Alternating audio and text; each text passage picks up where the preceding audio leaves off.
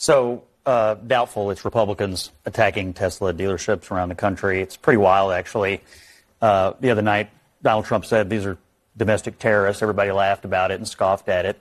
That video looks like terrorism to me. I mean, it's obviously an organized, coordinated effort, however people are communicating with each other, to do this to people around the country who chose to buy a Tesla at some point in the past, many of whom I'm sure are Democrats who bought them in the first place, all because their entire political worldview is ruled by their emotions.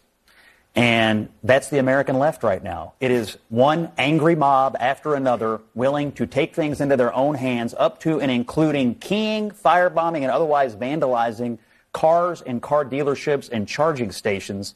It's outrageous. It is terrorism. People ought to be put in jail and left there for a very long time and be taught a lesson. So when they do it to a Tesla dealership, it's really bad. But when they do it to the halls of Congress, we should pardon them. Is that your position? No, I've never. I don't are support. you okay with the January 6th pardons? I know you haven't been around for a while, so let me educate you about my position about January the 6th. I'm so sorry. Let me educate you.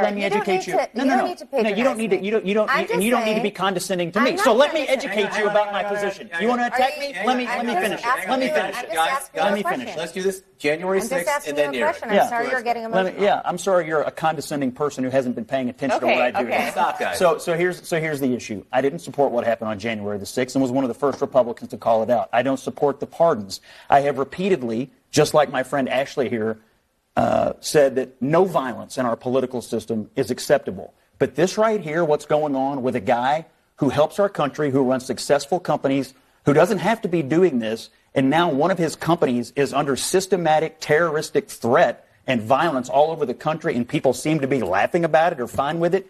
It's outrageous. I've sat at this table and had people say, we should cut Elon Musk from the government totally. He rescued our astronauts today. Is that what we want? The treatment of this guy is outrageous. These people who are doing this need to be found, put in jail, and made an example of. That's my point. Anyone who commits violence